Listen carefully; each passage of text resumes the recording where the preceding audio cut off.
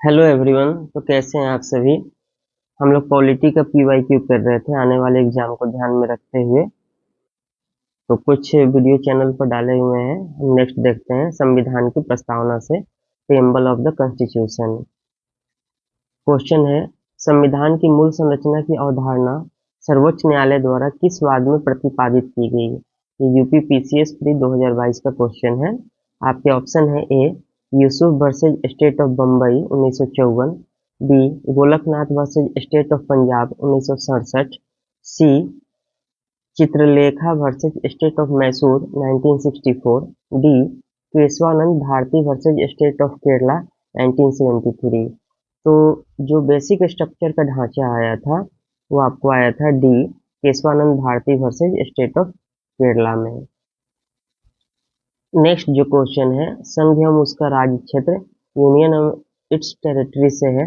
Which of the following where the member of state reorganisation commission found by Indian government in August 1953। August 1953 में भारत सरकार द्वारा गठित किए गए राज्य पुनर्गठन आयोग के निम्नलिखित में से कौन से सदस्य थे। आपके ऑप्शन है, पहला सर तेज बहादुर सप्रू, दूसरा जस्टिस फजल अली, तीसरा के एम पनिक्कर, चौथा हृदयनाथ कुंजरू। आपको सिलेक्ट करके बताना है कौन सा सही है। ऑप्शन है ए 2 एंड 3, बी 2 एंड 4, सी 2, 3 और 4, डी 1, 2, 3 एंड 4 और ई क्वेश्चन नॉट अटेम्प्टेड। ये आरपीएससी प्री 2023 का क्वेश्चन है। तो इसका सही आंसर क्या होगा। तो देखिए, जस्टिस फजल अली इसके अध्यक्ष बनाए गए थे और जो अन्य दो सदस्य थे वो के एम पनिक्कर और हृदयनाथ कुंजरू थे। तो 2, 3, 4 इसका सही आंसर सी हो जाएगा। नेक्स्ट क्वेश्चन है, Sikkim became a full fledged state of union of India. Sikkim भारतीय संघ का पूर्ण राज्य कब बना। ये बीपीएससी 2023 का क्वेश्चन है। ऑप्शन है A 1974, B 1975, C 1976, D none of the above. तो इसका सही आंसर क्या होगा, 1975। जो 36वां संविधान संशोधन हुआ था उसी के द्वारा सिक्किम को भारत का पूर्ण राज्य का दर्जा दिया गया था। नेक्स्ट क्वेश्चन सिटीजनशिप से, नागरिकता से। The citizenship act 1955 deals with the determination of citizenship on और आफ्टर। नागरिकता अधिनियम 1955 किस तारीख को या उसके बाद नागरिकता के निर्धारण से संबंधित है। ये सीडीएस 2023 का क्वेश्चन है। ऑप्शन है ए 26 जनवरी 1950, बी 26 नवंबर 1949, सी 15 अगस्त 1947, डी 14 अगस्त 1947। तो इसका सही आंसर क्या होगा, ए 26 जनवरी 1950। नेक्स्ट क्वेश्चन है आपका फंडामेंटल राइट्स से, राइट ऑफ इक्वालिटी से। From which of the country the Indian constitution has taken reference for the idea of fundamental right. भारतीय संविधान में मौलिक अधिकारों के विचार का संदर्भ किस देश से लिया गया है। ऑप्शन है ए आयरलैंड, बी है यूनाइटेड स्टेट ऑफ अमेरिका, सी है यूनाइटेड किंगडम, डी है कनाडा। तो आपका सही आंसर यूएसए हो जाएगा। तो वहाँ के बिल ऑफ राइट्स से यहाँ पर जो है फंडामेंटल राइट लिया गया है। नेक्स्ट क्वेश्चन है, the phrase equality before law used in article 14 of the Indian constitution has been borrowed from the constitution of. भारतीय संविधान के अनुच्छेद 14 में लिखित कानून के समक्ष समानता किस देश के संविधान से लिया गया है। ये बीपीएससी प्री 2023 का क्वेश्चन है। ऑप्शन है A France, B Britain, C USA, D more than one of the above. तो सही आंसर क्या होगा, जो इक्वालिटी बिफोर लॉ लिया गया है वो ब्रिटेन के संविधान से लिया गया है। ऑप्शन बी हो जाएगा। नेक्स्ट क्वेश्चन है, राइट टू कॉन्स्टिट्यूशनल रेमेडीज से। Which among the following deals with the habeas corpus. निम्नलिखित में से कौन सा बंदी प्रत्यक्षीकरण से संबंधित है। ये सीएपीएफ 2023 का क्वेश्चन है। आपके ऑप्शन है A state of Uttar Pradesh versus Raj Narayan and others, B है additional district magistrate Jabalpur versus Shrikant Shukla 1976 का मामला, C Mrs Maneka Gandhi versus union of state 1978, D Nandini Satpathy versus PL Dani 1978। इसका सही जो आंसर होगा जो डील करता है हैबियस कॉर्पस को वो है B, additional district magistrate Jabalpur versus Shrikant Shukla. तो आपको पता ही होगा कि जो आर्टिकल 32 है और जो आर्टिकल 226 है, इसके तहत यहाँ सुप्रीम कोर्ट को और इसके तहत हाई कोर्ट को 5 तरह के रिट जारी करने का अधिकार होता है। ठीक है, नेक्स्ट क्वेश्चन है, given below are two statement दिया हुआ है, हरियाणा पीसीएस 2023 का क्वेश्चन है। पहला स्टेटमेंट है the fundamental rights are non justifiable in the court, मौलिक अधिकार न्यायालयों में वाद योग नहीं है। सेकेंड स्टेटमेंट है the directive principle of the state policy are made justifiable in the court. कथन 2 कह रहा है कि राज्य के नीति निर्देशक सिद्धांत न्यायालयों में वाद योग्य है। बताना है कि कौन सा सही है। Both statement first and second are true, option A. B है both statement first and second are false. C है statement first is correct and statement second is false.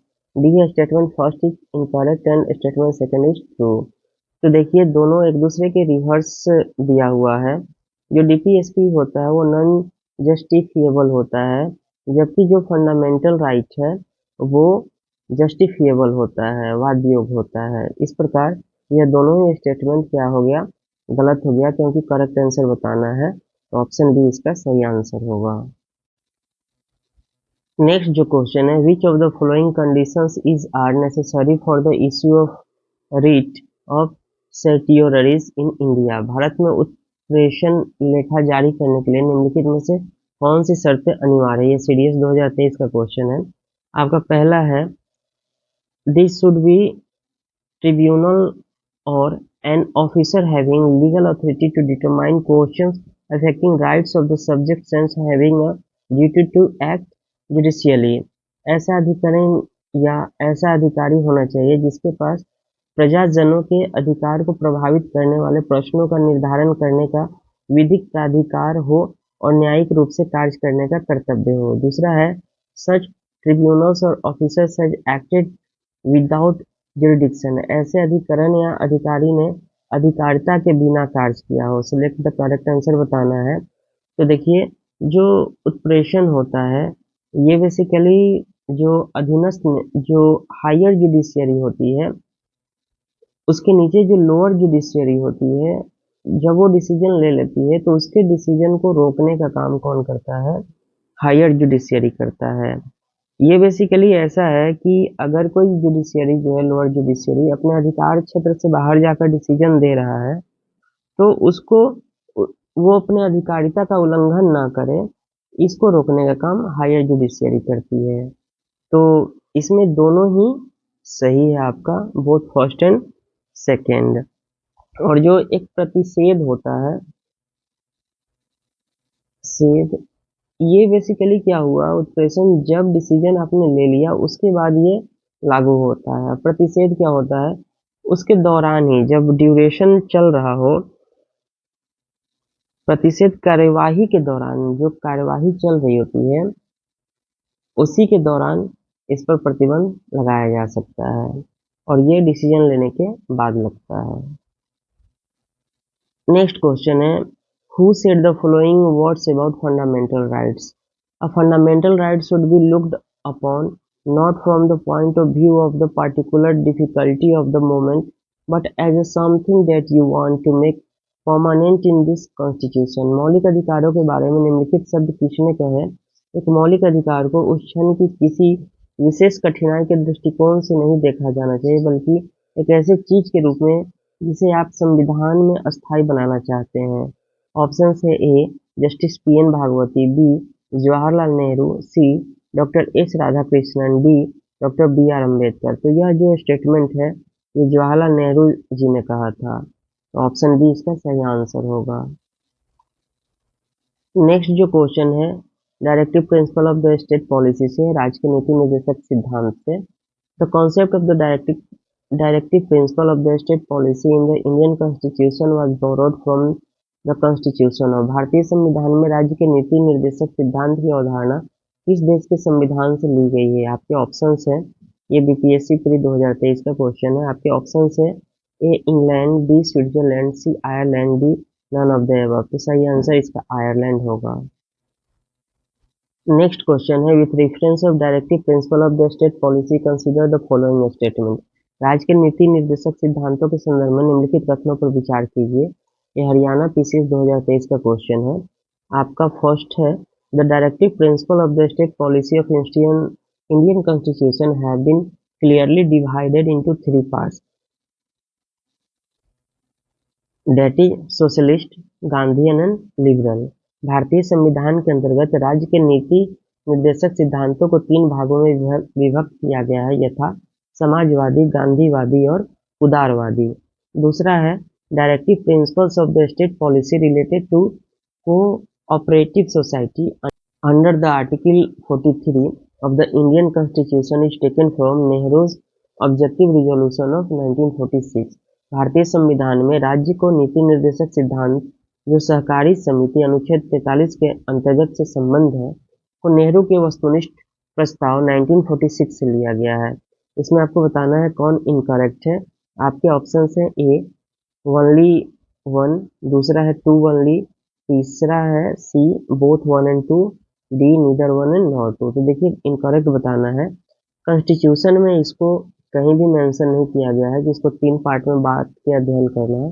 ये बेसिकली हम लोग अपने अध्ययन की सुविधा के लिए इसको 3 पार्ट में बांट कर अध्ययन करते हैं, समाजवादी, गांधीवादी और उदारवादी। इसलिए इसका जो सही आंसर होगा वो ऑप्शन फर्स्ट होगा। ये स्टेटमेंट इनकरेक्ट है। दूसरा सही है क्योंकि ये रिजोल्यूशन 1946 से ही लिया गया है, Nehru objective resolution. Next question जो है आपका फंडामेंटल ड्यूटीज से, मौलिक कर्तव्य से। द स्वर्ण Singh committee recommended the insertion of which one of the following provision into the constitution of India. स्वर्ण सिंह समिति ने भारत के संविधान में निम्नलिखित उपबंधों में से किस उपबंध को अंतः स्थापित करने की सिफारिश की थी। ये आपका CAPF 2022 का क्वेश्चन है। ऑप्शन से है डॉक्ट्रिन ऑफ प्लेजर, बी है फंडामेंटल ड्यूटीज, सी है nominations of Anglo Indian member to the Lok Sabha, D है impeachment of the president of India. तो इसका सही आंसर क्या होगा, फंडामेंटल ड्यूटीज। ये 42nd अमेंडमेंट हुआ था और उसी के थ्रू 1976 उसी के थ्रू इसे संविधान में शामिल किया गया था। नेक्स्ट जो क्वेश्चन है, which of the following is not a fundamental duty. जी UPPCS 2022 का क्वेश्चन है। आपके ऑप्शन है ए राष्ट्रगान का सम्मान करना, बी है प्राकृतिक वातावरण की रक्षा एवं संवर्धन करना, सी है to safeguard public property, सार्वजनिक संपत्ति की सुरक्षा करना, डी है to protect monuments and places of national importance, राष्ट्रीय महत्व के स्मारकों और स्थानों की रक्षा करना। तो यहाँ पूछ रहा है नॉट, ये फंडामेंटल ड्यूटीज नहीं है। तो आपका सही जो आंसर होगा वो डी होगा, राष्ट्रीय महत्व के स्मारकों और स्थानों की रक्षा करना।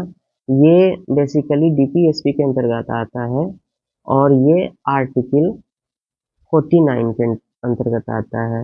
और जो फंडामेंटल ड्यूटीज है वो बेसिकली आर्टिकल 51A के अंतर्गत आता है। शुरुआत में इसमें 10 फंडामेंटल ड्यूटीज शामिल किए गए थे।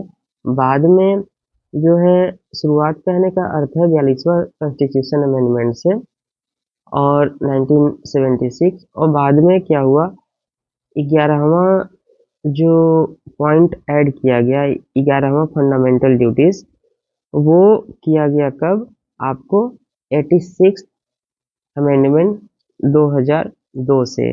और वो क्या था कि सभी माता पिता का कर्तव्य है कि 6 से 14 वर्ष की आयु के बच्चों को शिक्षा देंगे। ठीक है, तो मिलते हैं नेक्स्ट क्लास में। तब तक चैनल पर नए हैं तो सब्सक्राइब करें, लाइक करें, शेयर करें, बेल आइकन को दबाएं, नोटिफिकेशन पाएं। धन्यवाद।